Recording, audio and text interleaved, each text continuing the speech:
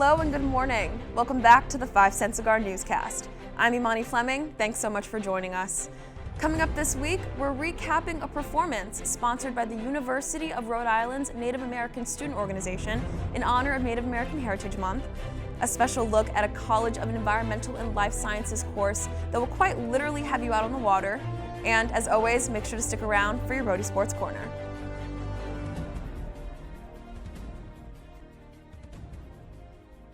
The Native American Student Organization helped the URI community celebrate Native American Heritage Month throughout November.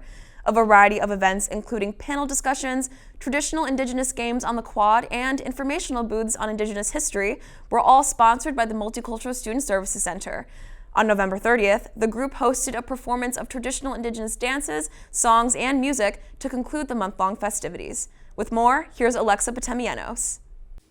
NASO put together an event to celebrate Native American Heritage Month and bring Native American culture to the university.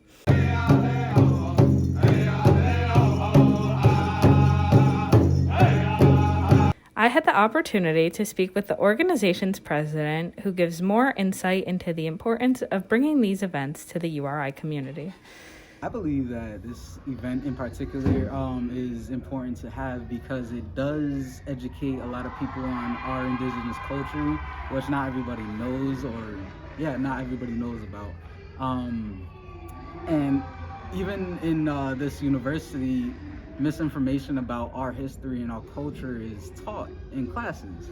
And that's what we hope to achieve with our goals, or one of our goals, is to correct misinformation, not only in this university, but education in itself. There's a lot of stereotypes of Indigenous people, Native Americans, and that's just not who we are. I also spoke to one of the singers who shared more on why these events should continue to be tied into education. It's important to bring your culture to any form of public education because these places where we educate each other, we have all forms and all walks of life, and not all times. I know me personally in a classroom, I felt neglected when it came to my history being taught in the classroom with my peers, that nobody would look like me or acted like me or had a background like me, and it kind of affects you as a kid. So that's always important when it comes to showing different cultures and different identities, especially the people of the First Nations who were here first, and telling the true story of what's happened in this country. Thomas gives more on why song and dance are so important to the Native American culture. Singing in our community is something that you kind of just grow up doing, and it's taught by the older ones, the songs and the dances and a lot of the words and the things that we sing. We use them in social ways for our community, whether that be celebration, whether that be weddings, whether that be funerals, whether that be our yearly powwows. We use song and dance in a lot of ways in our community. Hopkins touches on how continuing to have events and sharing culture outside of the month of November is key to moving forward. I believe that it's important to hold events like these outside of the month of November because I like to push on people the fact that this country is built on stolen land, built by stolen people. So what that means is this land was stolen from my ancestors, from Indigenous people who were here first, and built by stolen people, stolen from Africa, brought here to be slaves. And that's really where it all begins. So the more that not only this university, but people everywhere know the history about this country, I feel like that's how we could really move forward.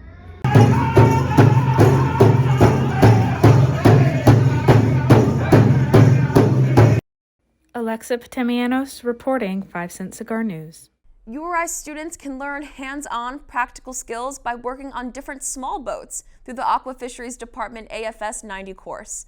The class allows students to work on a number of research vessels, including converted lobster boats and light-duty workboats, in order to gain real-world experience and engage in experiential learning opportunities. Erin Brown has the story. AFS 290, as part of the Aquacultural and Fisheries Program, offers students hands-on and immersive experience in small boats and their operation. I talked to the instructors to learn more. On a boat. Yes. So we get on boats and we get them out there. We teach them how to dock. We teach them how to anchor. And then while they're all doing that, like Mitch was saying previously, we're trying to emphasize safety as well. So having that hands-on effect throughout the semester is what they really enjoy doing the most. Mm-hmm. And who wouldn't? I mean, you know, you hear about a small boats class and you're expected to be out on the water in a small boat. Mm-hmm. And so that's what we kind of combine is the, you know, like Mitch was saying, the rules of the road and all the safety along with the practical. Right. We're both familiar with boats. We do try and put some emphasis on, so it is a fisheries and aquaculture class. So we do put emphasis from our experiences on fishing boats. And we'll talk about different fishing boats and as well as incidents we know about that have happened in the local community that you want to prevent from happening again. Aquaculture and fisheries class, we do like to incorporate a little bit of fisheries. So like in today's lab, we're going out on the Captain Burt and we're gonna go do a tow and show them how a fishing operation would work. So we'll actually put out the net, go fishing, let the students see the electronics working, so the fish finder and all of that, and really enjoy it. Erin Brown, 5 Cent Cigar Newscast. And now over to Aniakan Okon with your Rhody Sports Corner. Thanks, Imani. Hello and welcome back to another edition of your Rhody Sports Corner. After winning their first 3 games to start the season, the Rhody men's basketball team experienced their first piece of adversity in the Sunshine State last month when they lost 2 of 3 games. Looking to get back on track, they returned home Saturday afternoon to take on Georgia State. Georgia State coming into this one shorthanded, only 7 scholarship players available due to COVID issues. We pick it up early in the first half. Jeremy Shepard in transition takes it all the way and adds some English to the finish. A couple of possessions later, Ishmael Leggett shifts his defender and penetrates into the lane and gets the hoop and the foul. Georgia State did keep things close early. Here, Chen Hao Ma buries the corner 3 to make it a 2-point game, but that was as close as it would get. Second half, the Rams caught fire from beyond the arc. Here, Leggett hits one of the team's 10 second-half threes. He finished the game with a career-high 20 points. And in transition, the Rams play hot potato before Antoine Walker finishes with the slam. They win this one big by a score of 94-59. Coming off that road trip, having lost 2 out of 3, we needed that. We needed that for our general team confidence, to be honest with you. And we need some guys to see the basketball go in the hole, and we needed to play that way, both defensively and offensively. After the game, Leggett said it felt nice to catch fire in the second half. It's definitely an exciting feeling. I just hold myself to such a high standard that I always try to meet it. So for me, it was a great feeling, and hope to have many more feelings like that. And now, let's take a look at the rest of your scores around Kingston. Women's basketball split games this past weekend at the Cavalier Classic, beating Virginia before falling to Long Beach State on Sunday. And congratulations to the swimming and diving team for coming in a first-place tie with Vermont last month at the Harold Anderson Invitational.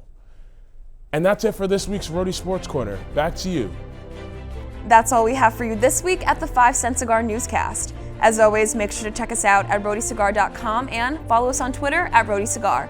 Reporting from Kingston, I'm Imani Fleming. Stay safe, Rhody.